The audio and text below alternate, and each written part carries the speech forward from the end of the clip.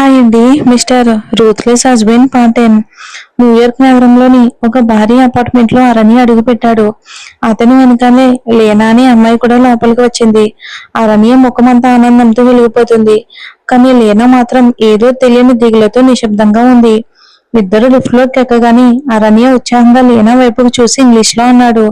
లేనా, ఇవన్నీ ఆమెకు ఖచ్చితంగా నచ్చుతాయి కదా. నీ ఎంపిక నిజంగా చాలా అద్భుతంగా ఉంది. Thank you so much. లేనా వెలవెలబోయిన చిరునవ్వుతో ఇంగ్లీష్ లోనే సమాధానం ఇచ్చింది. నాకెందుకు థ్యాంక్ యూ చెప్తున్నావు? ఏఆర్, నేనేమి ఎంచుకున్నాను? అన్నీ నువ్వే ఎంచుకున్నావు కదా. ఏమైనా నేను జీవితంలో పొందిన అమ్మాయి నిజంగా చాలా అదృష్టవంతురాలన్నయ్య. అరణ్య పెదవులపై ప్రశాంతమైన చిరునవ్వు విరిసింది. తెలుసా లేనా, నేను నన్ను చాలా అదృష్టవంతుడని అనుకుంటాను. ఇండియాకి తిరిగి వెళ్ళాక వీడియో కాల్లో సాన్వికను నీకు చూపిస్తాను. అచ్చం చిన్న బాబీడాలా ఉంటుంది. అరణ్య మాటలు విన్న లేనా ఒక్కసారిగా అతని ఎదురుగా నిలబడింది. గొంతు వణుకుతూ అడిగింది, మరి నీకు నేను ఎలా అనిపిస్తాను అరణ్య? ఆ ప్రశ్నకు అరణ్య కాసేపు నిలిచిపోయాడు. తర్వాత పెద్దగా నవ్వుతూ ఎప్పట్లాగా అమాయకంగా సమాధానం ఇచ్చాడు. నువ్వు చాలా అందంగా ఉంటావు. నా చెల్లెలివి. ఆ ఒక్క మాటతో లేనా ముఖం వెలవెల్లబోయింది. అరణ్య నా మనసులోని ప్రేమను ఎప్పటికీ అర్థం చేసుకోడా అని తనలో తానే బాధపడింది. దూరంగా ఉన్న ఆ అమ్మాయి మీద ఈ రోజు ఆమెకు మొదటిసారి అసూయ కలిగింది. ఒక్క క్షణం ఆమె మనసులో ఒక నిస్వార్థపూరితమైన కోరిక మెదిలింది. దేవుడా, అరణ్యను సాన్విక దగ్గరకు ఎప్పటికీ చేరనివ్వకు. అయితే వెంటనే ఆ ఆలోచనకు తానే ఉలికిపడింది. లేదు లేదు, నేను అసలు ఏం ఆలోచిస్తున్నాను? తాను అరణ్యను హృదయపూర్వకంగా ప్రేమిస్తుంది. అయితే ప్రేమించిన మనిషి సంతోషానికి అడ్డుగా ఎలా నిలబడగలదు?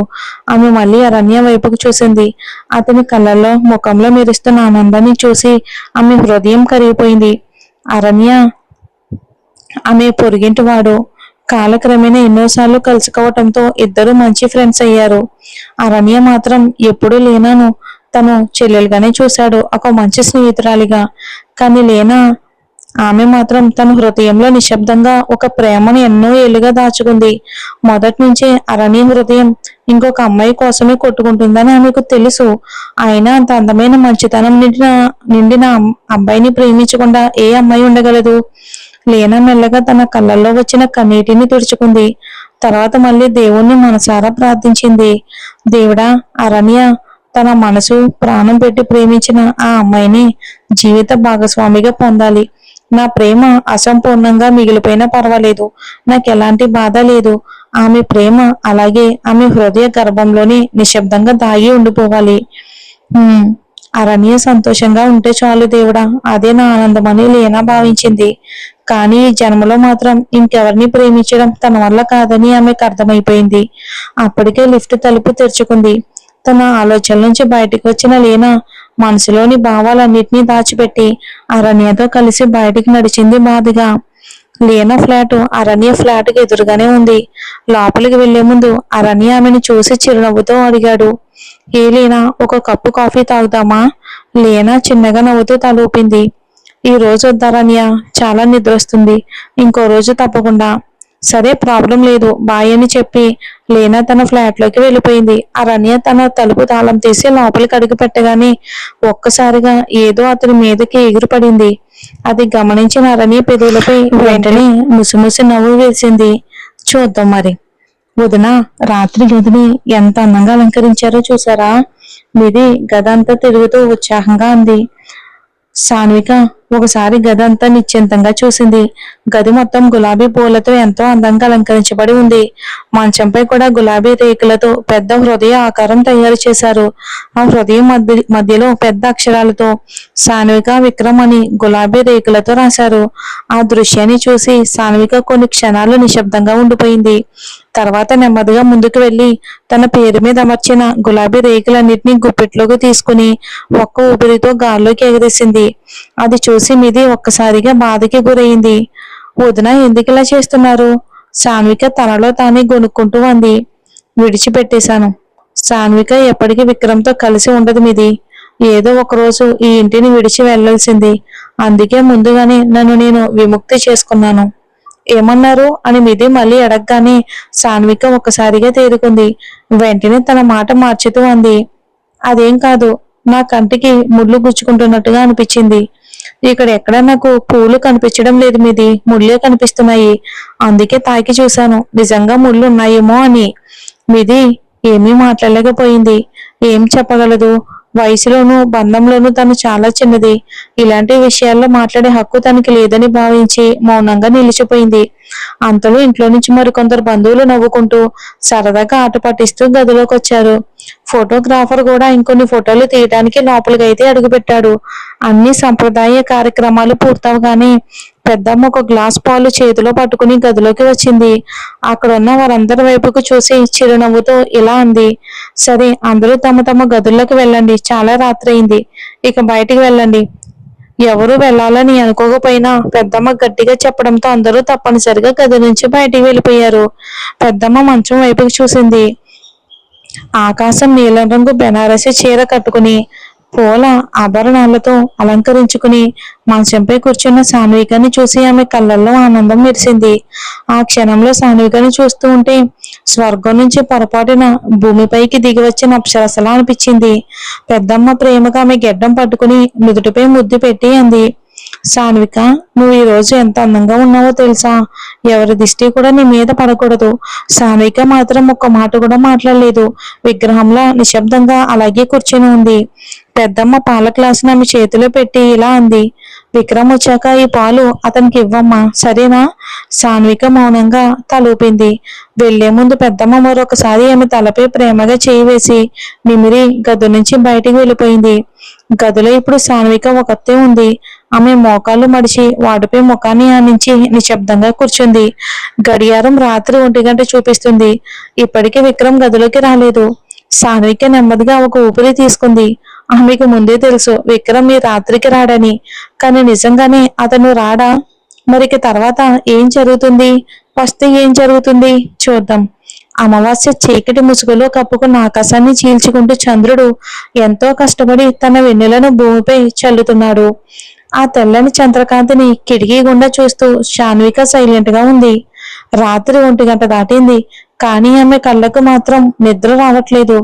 ఇప్పటికే దుస్తులు మార్చుకుంది. కళ్ళు మూసిన ప్రతిసారి ఆమె కళ్ళ ముందు మెదులుతుంది ఒకటే, ఆ కాంట్రాక్ట్ పత్రం. ఆ జ్ఞాపకం రాగానే ఆమె బిగ్గా కళ్ళు మూసుకుంది.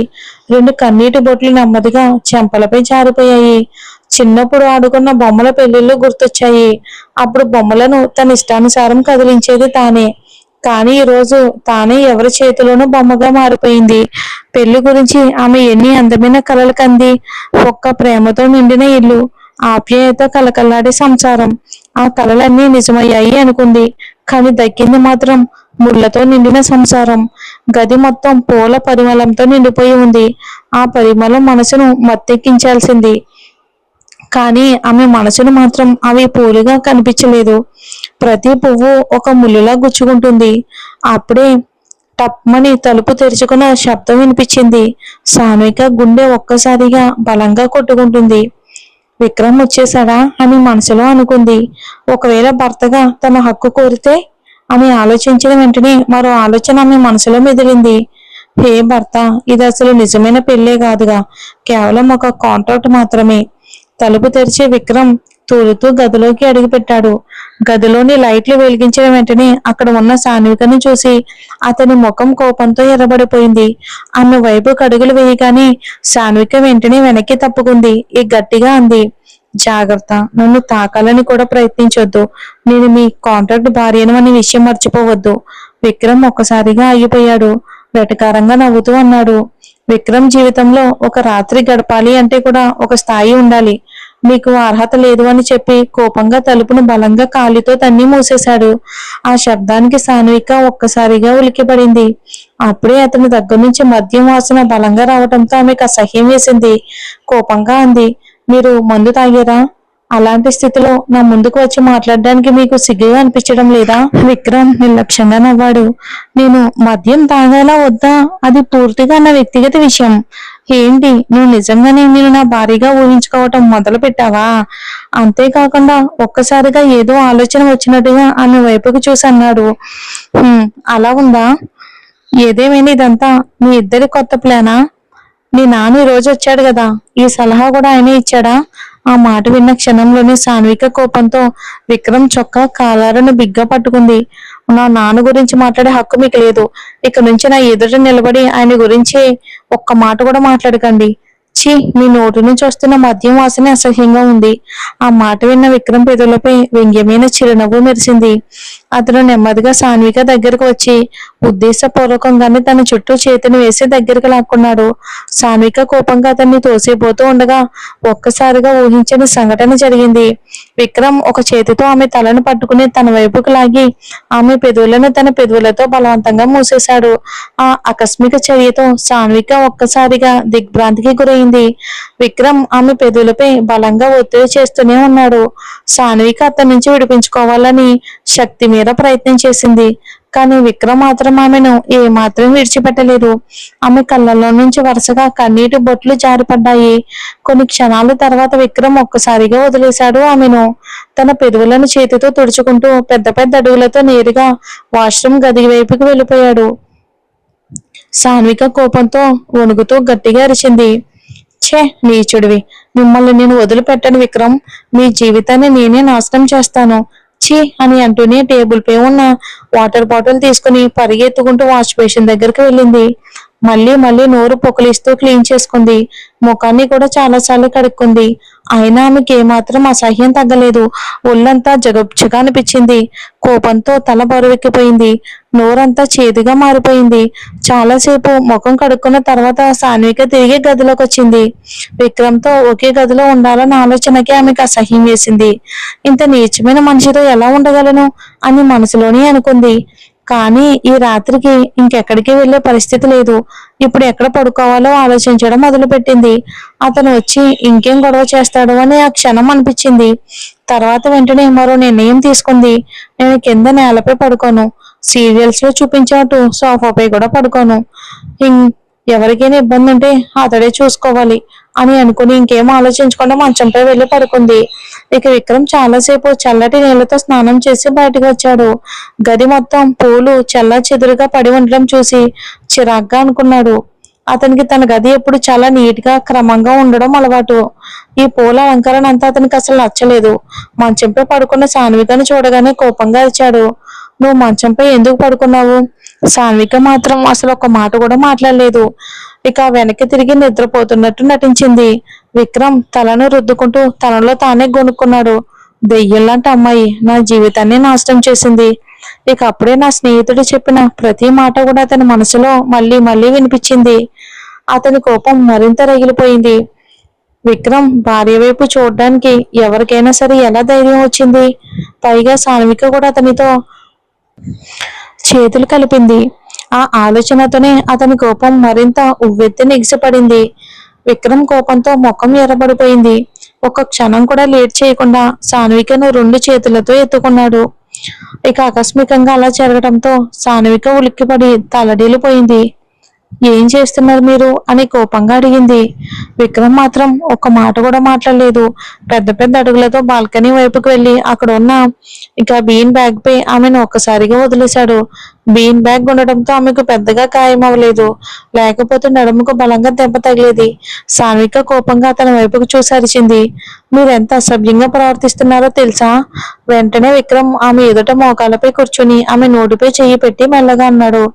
మెల్లగా మాట్లాడు. ఒక శబ్దం కూడా బయటకు వెళ్ళకూడదు. సాన్విక అతని చెయ్యిని తొలగించడానికి ప్రయత్నిస్తూ ఓ ఓ అంటూ తలడిల్లింది వదలమని. విక్రమ్ చెయ్యి తీయకుండానే అన్నాడు. నేను అసభ్యున్నే కదా, కానీ నా స్నేహితుడితో చేతులు కలపడం, నవ్వుతూ ఫోటోలు దిగడం మాత్రం నీకు చాలా బాగా వచ్చు కదా, ఈడియట్. ఆ మాటలు విని సాన్విక ఆశ్చర్యపోయింది. నేనెప్పుడు అలా చేశాను అని మనసులోనే అనుకుంది. రిసెప్షన్ లోని విక్రమ్ స్నేహితులు కొందరు వచ్చారు. వాళ్ళంతా ఆమెకు బహుమతులు ఇచ్చి మర్యాద పూర్వకంగా కలిసి ఫోటోలు దిగారు. చివర్లో విక్రమ్ అత్యంత సన్నిహిత స్నేహితుడని పరిచయం చేసుకుంటూ ఆకాష్ అనే అబ్బాయి చేయి చాపాడు. మర్యాద కోసం సాన్విక కూడా అతనితో చేయి కలిపింది. అంత మాత్రాన విక్రమ్ ఇంత కోప్పడటంతో ఆమెకి ఏమాత్రం అర్థం అనిపించలేదు. ఆమె ఇంకా అతని చేయి నుంచి విడిపోవడానికి ప్రయత్నిస్తూనే ఉంది. చివరికి ఒక్కసారిగా విక్రమ్ చేతిని బలంగా కొరికేసింది. అయ్యో అని విక్రమ్ వెంటనే చెయ్యిని వెనక్కి తీసుకున్నాడు. సాన్విక గట్టిగా ఊపిరి పీల్చుకుని కోపంగా అంది, నేను ఎవరితో చెయ్యి కలిపినా, మాట్లాడినా, నవ్వినా మీకేం సంబంధం? అది నా ఇష్టం, నేను ఎలా ఉన్నా. ఆ మాట విన్న విక్రమ్ నుదుటిపై కోపం చాలా స్పష్టంగా కనిపించింది. ఒక్క మాట కూడా మాట్లాడకుండా లేచి లోపలికి వెళ్ళిపోయాడు కోపంగా. గది తలుపును బలంగా మూసి తాళం వేసేశాడు. సాన్విక ఒక్కసారిగా అయింది. తలుపు గట్టిగా కొడుతూ అరిచింది, తలుపు ఎందుకు మూసేశారు? నేను రాత్రంతా ఇక్కడే ఉండాలా? చెప్తున్నాను, మంచిగా తలుపు తీయండి, లేదంటే మీకే మంచిది కాదు. కానీ లోపల నుంచి ఒక్క సమాధానం కూడా రాలేదు. విక్రమ్ మాత్రం ప్రశాంతంగా వెళ్లి మంచంపై పడుకున్నాడు. మరి చూద్దాం టామ్ అండ్ జెర్రీ ఫైట్.